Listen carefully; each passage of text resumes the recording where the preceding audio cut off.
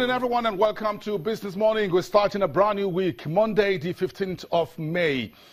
I'm Adeosun, and we welcome our viewers here in Nigeria and around the world. Let's get started. What's on the news as we start the new week? The top stories. Nigeria's upper legislative house, the Senate, last week passed the 2017 budgets with all eyes on the Buhari's administration to sign off on the appropriations details. That's part of the story we're following very closely in the new week now that the Parliament or the National Assembly has concluded their own jobs. It's all now before the executive to look at the numbers and sign off on the document and steamrolled the new budget, just as we're looking at the expiration of the 2016 fiscal appropriations in this month. So the transition for the budget for Nigeria's economy is now well underway. The 2017 budget, in case you forgot, is the first budget that would be part of the economic recovery and growth plan. That 4-year economic master plan is already on the street. So we expect 4 budgets to drive that economic master plan over the next 4 years between now and 2020. So this is where we're kicking off the ERGP on the fiscal appropriation side of things. So keep this very important day and schedule or timeline in focus. Meantime, investors, traders, and analysts are awaiting the April 2017 inflation data from the Bureau of Statistics with varying forecasts already on the streets. You hear about of that on our newscast when we finish off at 11. Meantime, markets also have one permanent eye on the Central Bank Monetary Policy Committee meeting with an outlook on what should be the next interest rate direction and perhaps a few words from Godwin Emefiele on the FX market.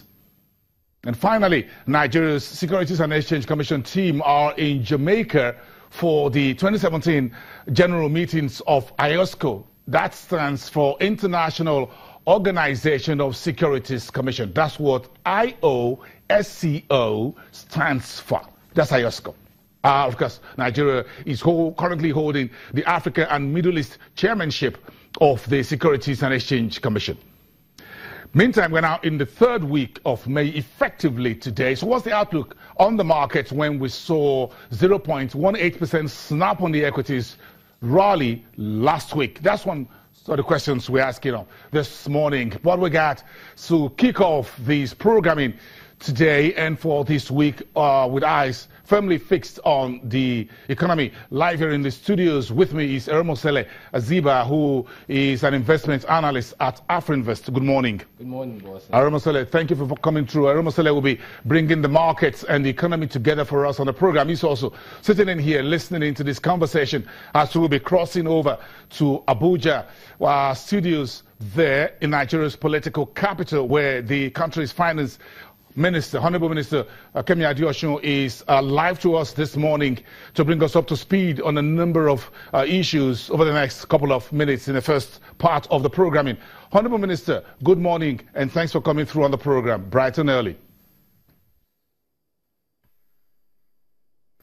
Good morning. Thank you very much for coming through. And let me shoot this very straight. Late last week, the National Assembly completed their work on the 2017 budget. Are you comfortable with what has been released by the National Assembly? Is it in tune with what the executive branch that you represent presented last December? Well, I think the Ministry of Budget and Planning and the Budget Office, who put the budget together, are reviewing what's been signed, and I'm sure that they'll give some feedback at an appropriate time. At our end, really, it's really about execution. Once the budget is signed and once we begin to, once the operation of the budget commences, it really moves to the Ministry of Finance. So we're happy that the budget has been passed. And I guess now it's down to the detail, which the Ministry of Budget and Planning and the Budget Office, respectively, will get down to. Well, you just speak like trade For us personally, you say execution is key. I'm sure that is where it all falls on your shoulder as the Minister of Finance. So let's talk about execution. And the 2016 budget and 2017, when will the transition really start? When do we end 2016 and kick off 2017 appropriations?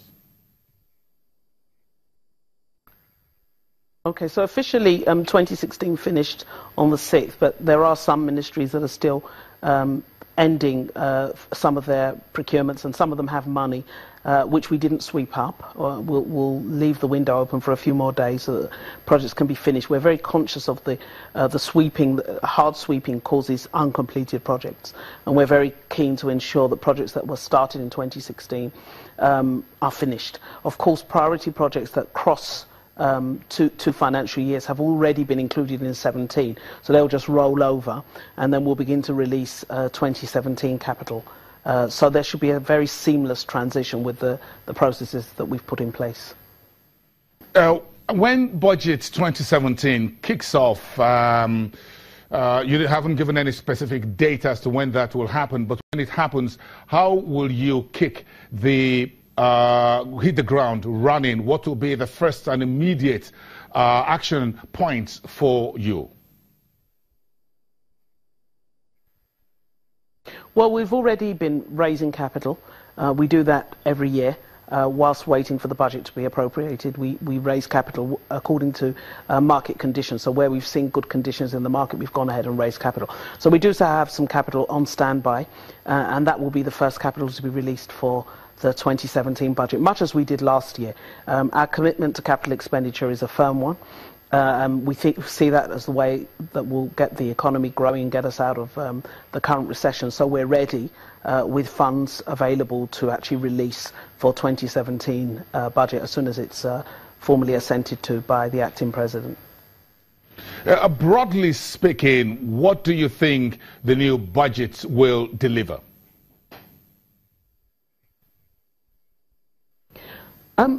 The new budget is really about a continuation of the process